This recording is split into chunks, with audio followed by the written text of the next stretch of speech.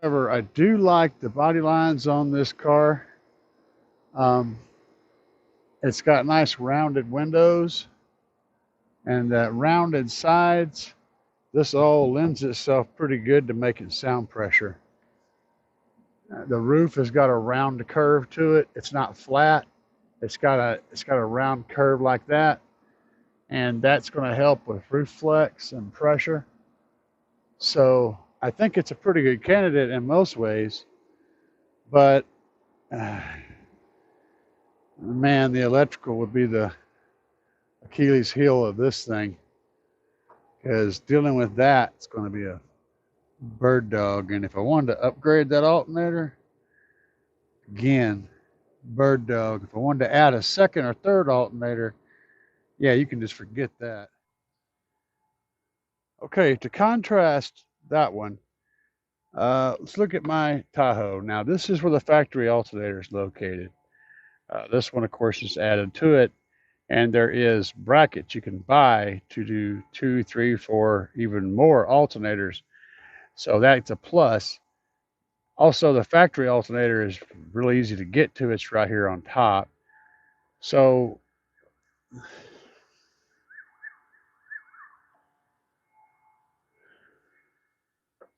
So what you're going to do is run from that point up there with your positive right over to your battery with an alt gauge wire, and then run from the chassis or anywhere where the clamp that holds the alternator on the bracket that holds the alternator in place. Run that negative over to your ground on your alternator. In my case, I'm running both over to those distribution blocks, and then running them over here to the battery, and then running that battery via that fuse is connected to that battery.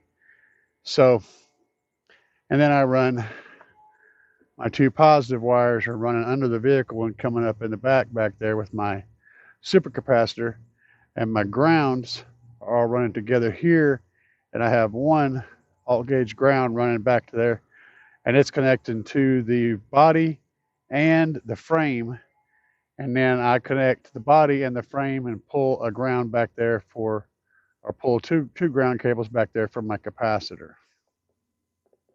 So over here, my grounds are coming out, and they're both connected under there to the bolts that connect the body to the frame.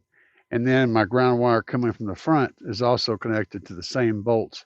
So I'm getting the ground continuous, plus I'm getting that body ground and that frame ground as well. And then both of those come up and connect there and then run to the amplifier. Positives come up here, go through these two fuses, out into the capacitor, and then out to my amplifier, my big amplifier.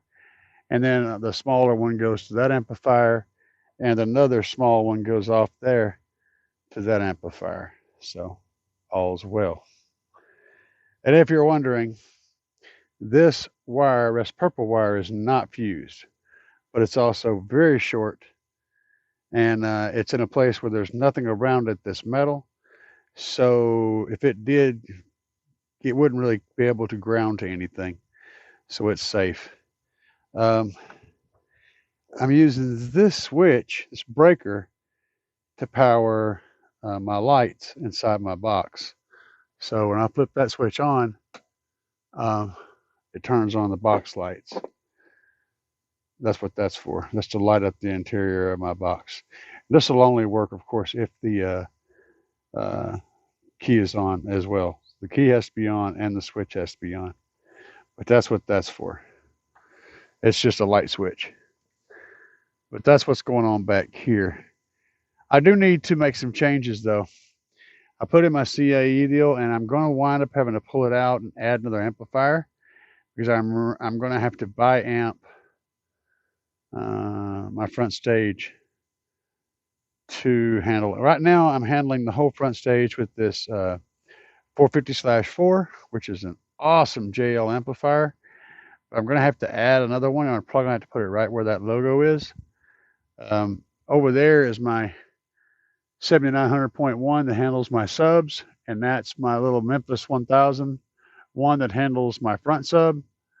And but I'm gonna have to make some changes.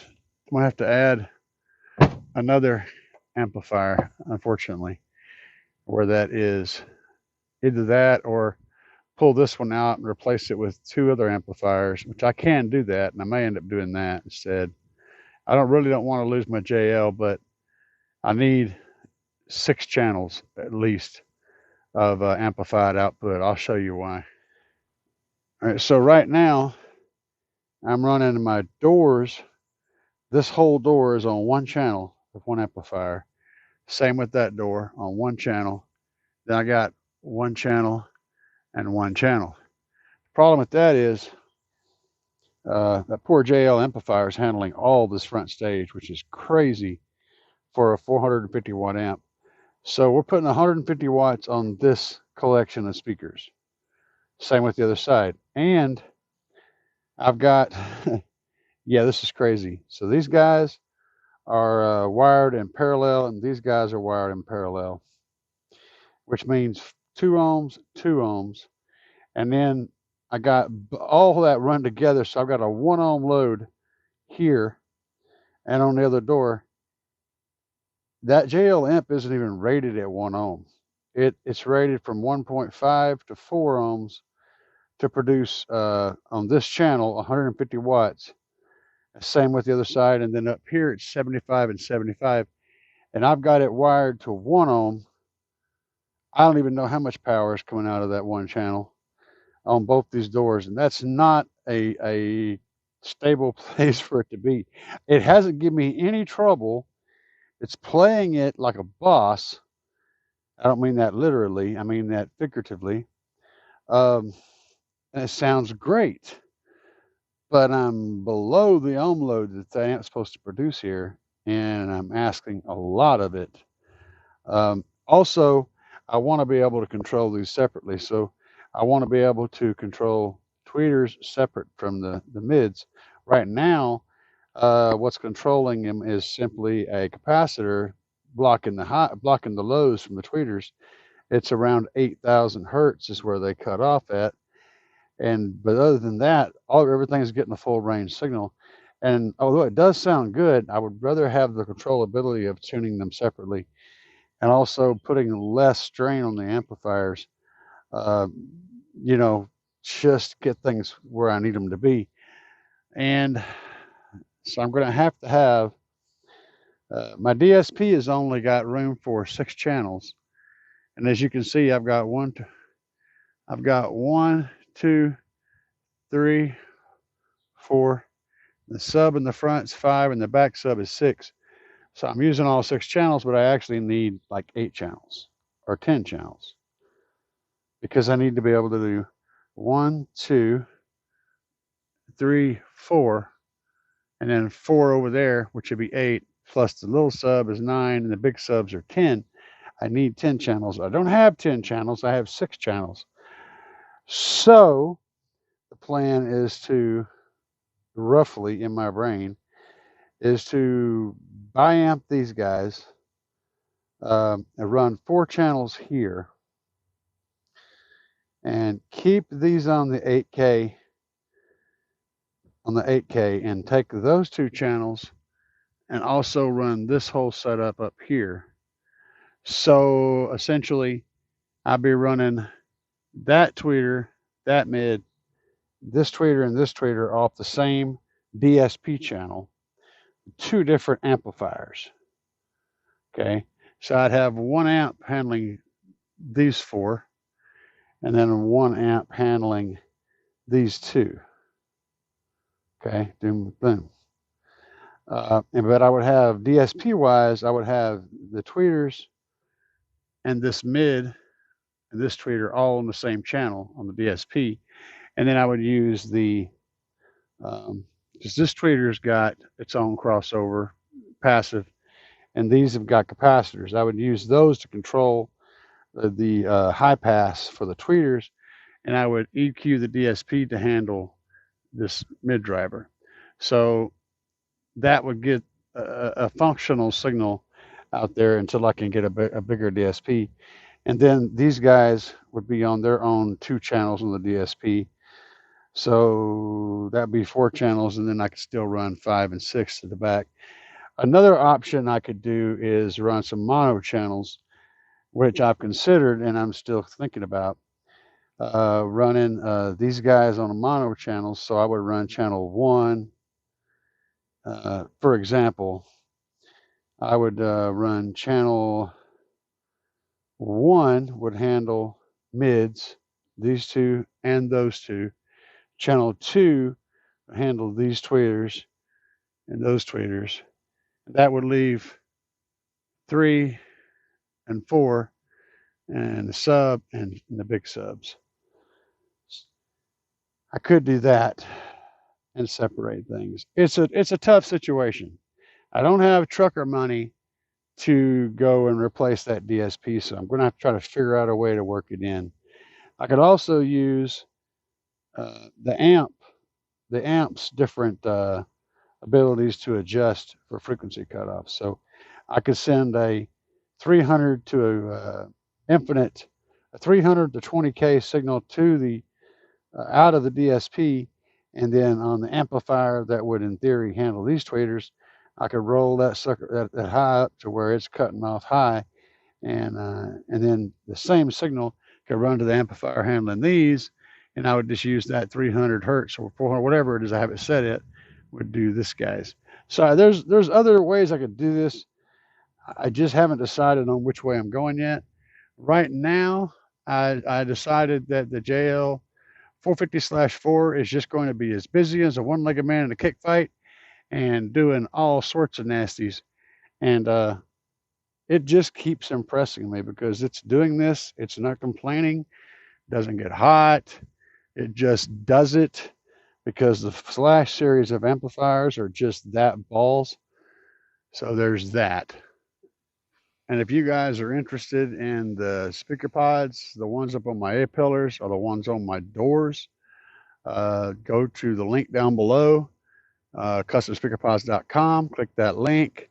Use discount code CAE, capital CAE, to get a 10% discount and go buy some of the very best door pod speaker relocation solutions that you can find. So I'm out here testing batteries, just making sure everything is up to snuff. And I got the ground disconnected here, so we're just gonna check on the leads and see if both of these are doing good. See if I can get a good connection here. And we're sitting at 12.25. And I've got this one over here was showing kind of low, so I've got it disconnected from the system at a positive lead, and we've got it on a charge. I doubt you'll be able to see any of this. Let's see if I can make a connection here with the, and we're showing 12 volts. Hopefully that comes up. The charger that's on it is reading 33% charge, and we're sitting at 12 volts. Hopefully it recovers. I don't know why it would be as low as it was, but these are the things you gotta watch, you know, when you're running this crazy stuff. You gotta check everything out every now and then and make sure it's all up to snuff.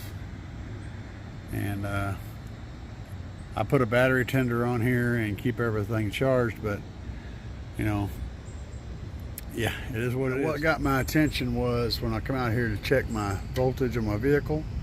Overall, I was sitting at around 12.1, which is a little bit low. So I isolated the batteries and I'm topping them off, and then I'm checking their resting voltage just to see if there's an issue with one of the batteries.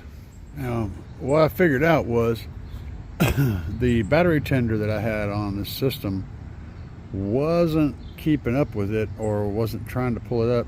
So I separated out these two batteries over here, and I just had these two hooked up.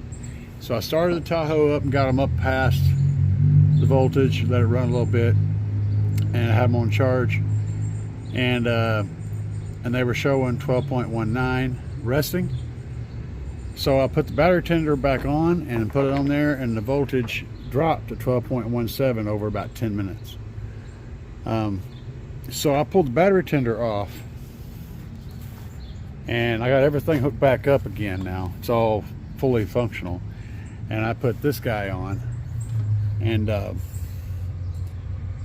it's been charging. It's saying 43%, and right now we're showing 12.20, so it's come up. And I'm thinking the battery tender just wasn't able to do what it needed to do. And mind you, I had it isolated. I had just these two batteries on the tender together, and it was dropping voltage at below 12.2 essentially. It was dropping voltage. It should have been raising it up.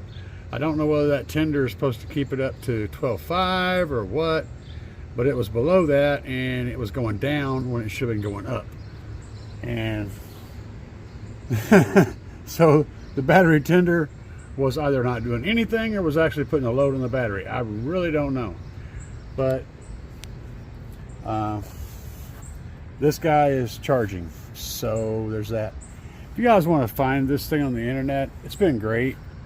It actually has a mode to charge lithium or lead acid, so it's pretty good.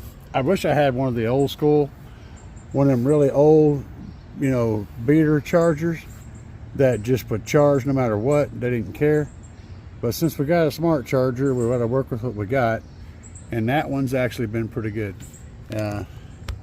Get you guys a close-up shot of it there where you can look it up if you want something to be able to charge. It wasn't expensive, and I've been using it for a couple years. It's been a pretty good charger, other than the fact that it's you know, it's a smart charger, which sucks.